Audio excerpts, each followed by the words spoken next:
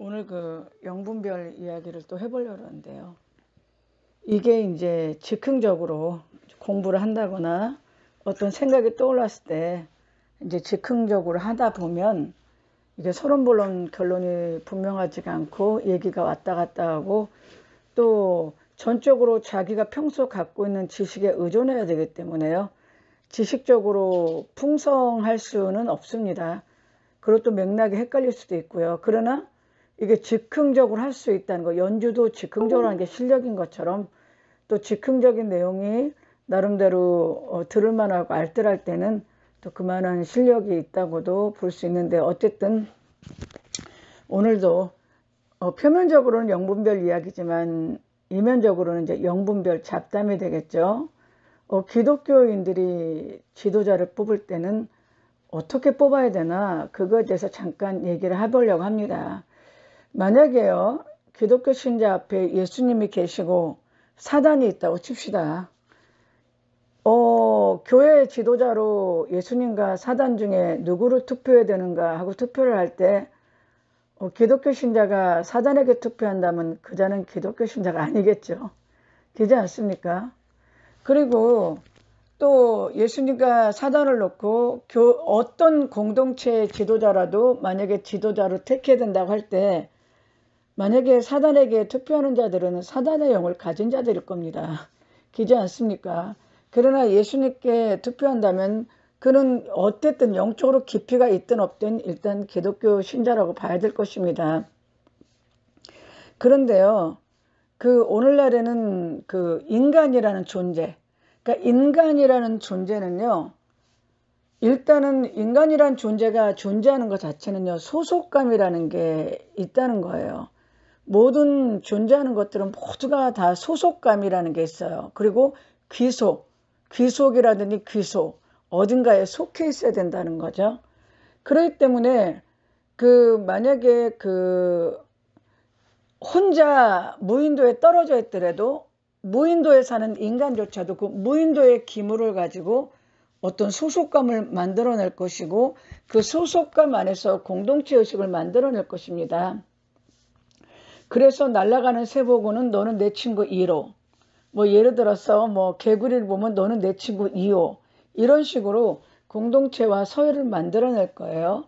그런데 만약에 인간이 정말로 어떤 특별한 공동체를 가지고 공동체 생활을 영위한다면 그 공동체는 반드시 그 공동체를 유지하기 위해서 지도자 그룹을 만드는 서열이 존재할 겁니다.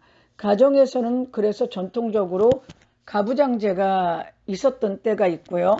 또 반대로 가모장, 어머니가 모계가 지도자가 되는 그 가모장 제도가 있었습니다. 처음에 원시시대는 가모장, 그러니까 모계시대죠. 그런데 그것이 이제 점점 공동체가 커지고 이웃 공동체와의 대립이 커지고 또 사람들의 생명을 보존해야 될 때 힘을 가진 남자들이 이제 지도자 그룹으로 등장해서 가부장 제도가 나타난 거 아닙니까? 심지어는 그래가지고요. 우리나라는 세 가지, 그러니까 여자는 3명의 남자를 따른다는 얘기가 있잖아요. 어릴 때는 아버지를 따르고, 결혼해서는 남편을 따르고, 늙어서는 아들을 따른다. 그게 인간은 어디든 소속이 돼 있어야 되고, 소속이 돼 있는 인간의 공동체는 그 공동체를 다스릴 지도자 그룹이 반드시 있어야 된다는 걸 의미합니다. 초대에도 말한 대로 기독교인이 기독교 공동체든 어떤 공동체든 만약에 예수님과 사단을 놓고 투표를 할 때 사단을 찍는다면 그거는 기독교 공동체도 아니고 기독교인도 아니겠죠. 그렇다면요, 반대로 한번 생각해 봅시다. 제가 이거는 나중에 공부해서 한번 정리를 하려고 하는데요. 인도의 종교 사상에는 환생이 있어요. 그런데 불교의 환생, 윤회 환생과 뉴 에이지에도 윤회 환생이 있거든요. 뉴 에이지가 말하는 윤회 환생은 좀 틀립니다. 불교의 윤회 환생은요, 제가 정확히는 모르지만 인간은 끊임없이 순환적인 순환 논리로 인해서 죽고 태어나고 죽고 태어나고 죽고 태어나고 살고 죽고 태어나고 살고 죽고를 끊임없이 반복하는데 그 불교의 그 윤회 환생의 그 원리는 전생에 지었던 업에 의해서 인간은 계속 그 업의 그 자동적인 어떤 작용에 의해서 다음 생은 그 업에 의해서 결정되고 그 업에 따라서 생의 삶이 결정되어진다는 게 불교의 윤회 사상입니다. 그런데 그것이 진정하게 인간이 끊임없이 윤회하다가 해탈에 이르면 그 윤회가 끊어진다는 거죠. 해탈은 뭐냐? 모든 것이 멸 없는 상태. 시간도 뭐도 없는 멸한 상태라는 거죠. 누가 그렇게 해탈에 들어갔을까 궁금하네요. 왜? 인간 안에는 영이 있기 때문에 인간은 완전히 멸한 상태가 들어가기가 힘들어요. 왜? 나 말고 내 속에 다른 존재가 있기 때문에 그 존재가 같이 멸해지지가 않거든요. 물론 이제 그건 차후의 얘기죠. 그런데 뉴에이지의 윤회 환생은 뭐냐면요. 인간은 신인데 인간은 신이 되기 위해서 더 높은 경지로 가기 위해서 끊임없이 태어나서 살다가 죽는데 다시 태어나는 거는 더 진화된 존재로 가기 위해서 인간은 끊임없이 죽었다가 살아나서 끊임없이 진화된 존재가 됐다가 존재를 완성하지 않으면 거기서 죽고 다시 태어나갖고 끊임없이 완성된 존재로 가는데 이 존재가 정말 완성의 상태, 즉 자기 안에 있는 그 신성의 고유 상태가 되면 더 이상 태어나지 않는다. 그리고 이들은 또 영적 세계 가서도 진화되는 그 진화의 상태를 끊임없이 이렇게 영적인 세계에서도 진화의 그 과정을 겪는다 그러더라고요. 근데 뉴에이지는요. 하도 10인 10색 말이 그 자기들의 그 백가쟁명식 주장이기 때문에 졸가리가 없어. 거의 똑같은 얘기를 배워갖고 거의 똑같은 얘기를 이놈이 이런 식으로 주장하고 저놈이 저런 식으로 주장해갖고 사실 졸가리가 없어. 말하는 자기들도 무슨 소리를 하는지도 몰라. 왜? 그런 자체가 인간이 신이 된다는 게 주체예요. 그네들 얘기는 영지주의처럼 인간 안에는 신성의 고유함이 있는데 인간이 그 물질에 갇혀 있다. 그런데 이 물질에서 벗어날 수 있는 특별한 어떤 정신적 깨달음을 가지면 초월해서 자기가 신성을 느끼고 인간의 신이라는 걸 느낄 수 있다. 이 영지에서부터 계속 내려온 얘기거든. 그런데 그걸 배웠는데 이 배워갖고 그거를 주장하는 모든 자들의 배후에는요. 영적 존재가 나타나서 가르쳐줬다는 거야. 그러니까 그 영적 존재가 같은 맥락을 조금씩 다르게 가르쳐주면 주장이 같은 맥락을 갖고 다 달라. 그러니까 졸가리가 없는데 자기들도 자기들이 하는 주장을 얘기해서 영적 지도자로 가지면 자기들이 뭔 소리 하는지를 몰라요. 왜냐하면 인간이 신이 될 수 없는데 신이 될 수 있다는 헛소리를 하니까 자기들도 뭔 소리 하는지를 몰라 얘기를 하지만 그렇다는 거죠. 그래서 뉴에이지는 환생론은 끊임없이 인간이 진화해서 결국은 인간이 신이라는 걸 느끼는 데까지 진화를 하면은 인간은 더 이상 인간으로 태어나지 않고 영적인 세계에서 또 진화의 과정을 겪는다. 그게 뉴에이지의 환생론입니다. 그런데요, 불교의 이 업사상은요, 이제 업이라는 거죠. 뭔가가 행동으로 지어졌다는 겁니다. 생각으로도 지어질 수 있고, 말로도 지어질 수도 있고, 행위로도 지어질 수 있다는 거죠. 즉, 생각이나 말이나 행위로서 지어진 그 결과물, 그것이 나의 내생을 좌우한다는 거예요. 나의 지금 현생에서의 생각과 말과 행동은 우주 에너지 보존 법칙, 우주는 그 에너지 보존 법칙에서 내가 생각하고 말하고 행동했던 게 없어지지 않고 에너지로 그대로 존재해서 다음 생에 나의 물질적인 삶을 사는 나를 그 나의 그 물질적인 삶과 정신적인 삶을 만든다는 거예요. 내 생에. 그런데 이거를 제가 이제 굳이 정확히 아직 몰라요. 제가 공부를 하려고 하면 못하겠습니까만은 공부할 게 너무 많아갖고 그것까지 막 골치가 아프고 일단 몸이 너무 안 좋아 지금. 그래서 공부에 집중할 수가 없는데 굳이 제가 반박을 하자면 이렇게 얘기하고 싶죠. 그러면 그 불교에서 윤회를 말하는 자들에게 얘기하고 싶은 거예요. 전생의 업이라는 것을 주장하는 자들한테 얘기한 거죠. 생각에 업을 짓는다 해서 생각이 뭐냐는 거죠. 생각으로 인해서 어떤 행위를 갖고 오게 하는 그 존재는 인간이 아닙니다. 인간 안의 역사는 영이야. 이해가 되시죠? 그러면 인간이 행위로 어떤 죄를 져요. 어떤 행위를 해. 거의 다 인간이 하는 것 같지만 사실은 인간 안에 영적 존재가 해요. 그러면 영적 존재가 전생에 있던 영적 존재가 지었던 그 죄값으로 인해서 내 생에 어떤 인간의 그 죄값을 받는다는 것은 말이 안 되는 짓이에요. 예를 들어서 내가 지금 도둑을 맞았어. 아니 내가 사기를 당했어. 예를 들어서. 그랬더니 내가 10억이라는 사기를 당했네. 그랬더니 하는 말이 네가 전생에 뭔가 남한테 사기친 짓을 했기 때문에 네가 지금 네 현생에서 너도 사기를 당하는 인간보의 업을 받는 거야. 아니라는 거지. 나를 사기친 그 놈이 사기꾼 놈에 있는 사기꾼의 영한테 내 영이 조종당해갖고 사기당한 거예요. 전생에 내가 사기를 쳐갖고 현생에 사기를 당한 게 아니야. 나를 상대하는 사기꾼의 영에 내 영이 조종당해갖고 사기당한 거야.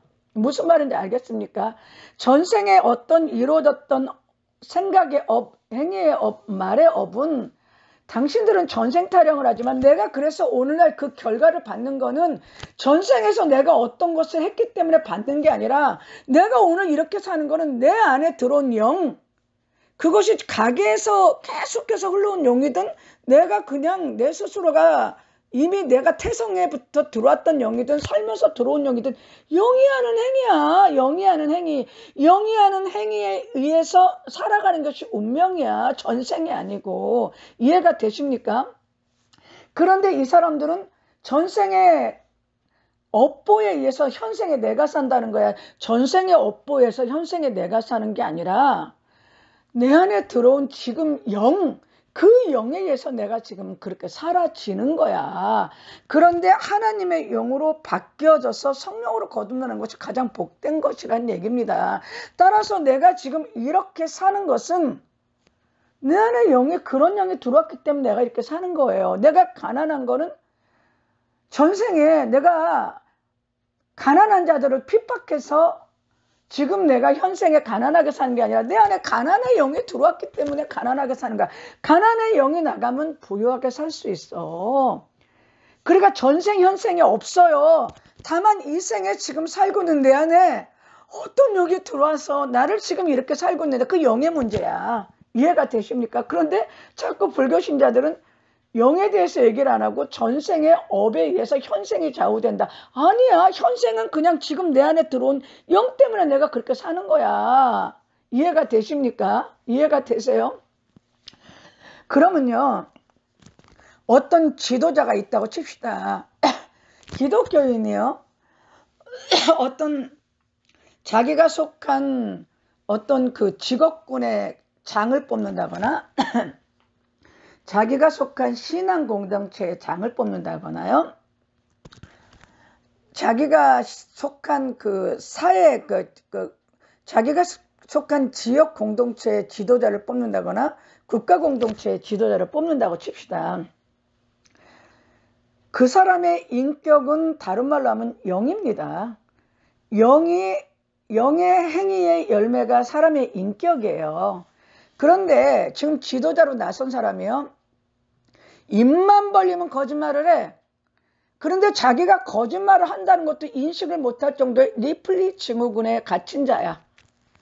그리고 소시오패스, 사이코패스적 성향이 많아. 자기는 절대선이고 자기는 악을 저지르는 것도 자기가 설령 악같이 보이는 행위를 저지르는 것은 그쪽이 악해서 내가 부득이 할 수밖에 없었던 거야.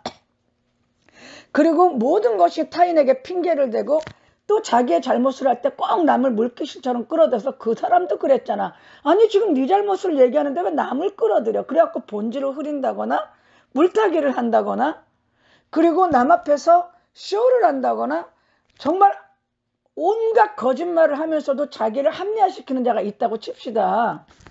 이 사람의 본질이 겉으로 볼 땐 사람이지만요.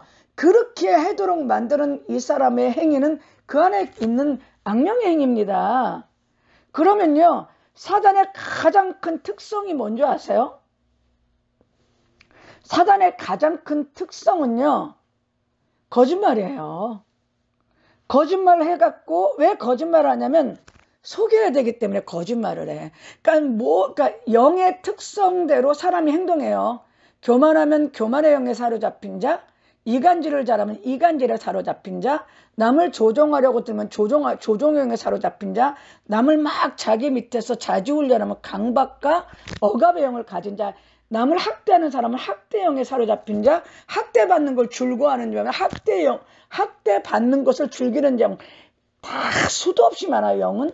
그런데 그 영을, 그 수도 없이 많은 영들 안에 기본적으로 들어가 있는 영의 속성이 거짓말이에요. 왜? 거짓말을 해서 속여야 되거든.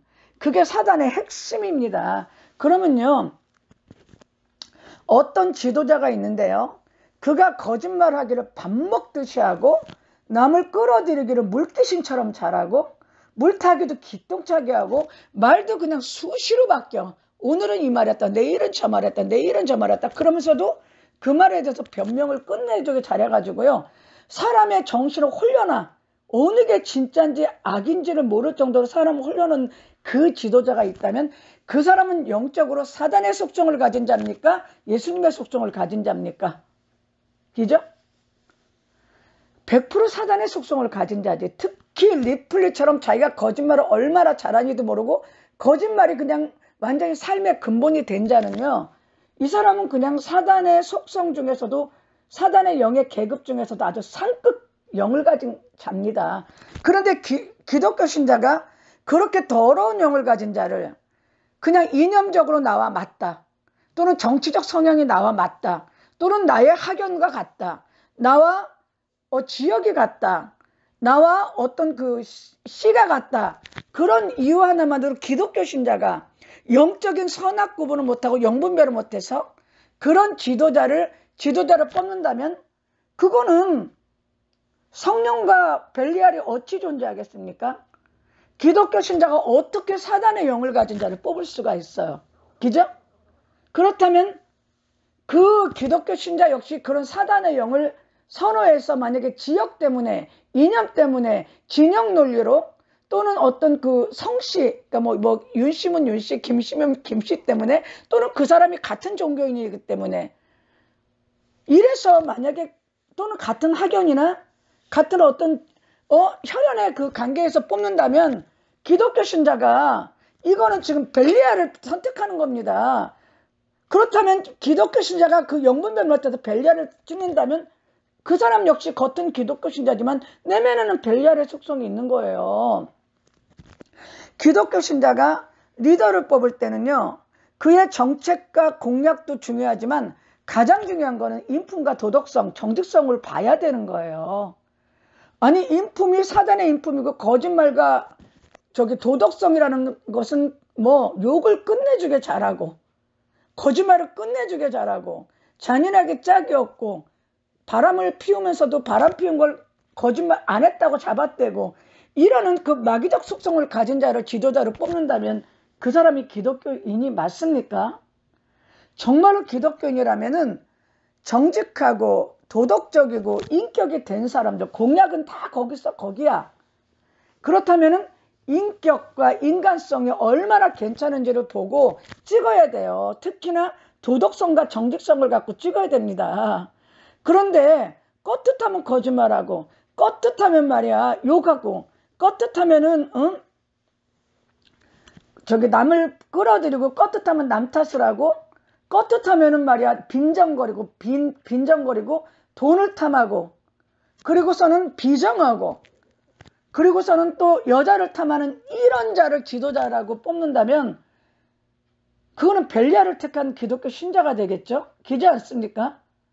정말 기독교 신자가 어떤 지도자를 택해야 되는지 정신 똑바로 차려야 될 것 같아요. 오늘날의 우리나라 기독교 신자들은요, 이념 논리, 진영 논리 때문에 정말 하나님이 원하는 자를 찍지를 못하고 그냥 이념 논리, 진영 논리, 학연 논리, 혈연 논리에 따라 또는 종교, 자기가 속한 종교 집단, 아니 그 사람이 기독교 믿는다고 해서 내가 왜 그 사람을 찍어야 되는데, 아니 불교를 믿어도 그 사람이 인격이 되고 도덕적이면 그 사람을 찍어야 되는 거고, 아니 이게 겉으로 기독교를 믿어도 거짓말을 하고 다니고 말이야, 욕이나 하고 다니고 비정하고 잔인하고 악독하면 찍지 말아야지. 왜?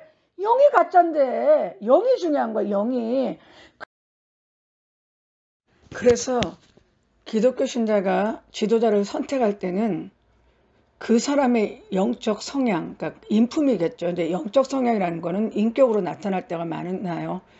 그 사람의 인격이 영적으로 벨리알 같은 자라면 우리가 그런 사람을 지도자로 택하는 건 결국 예수님을 버리고 그런 사단의 영을 가진 자를 택하는 건 결국 사단적인 자를 택하는 겁니다.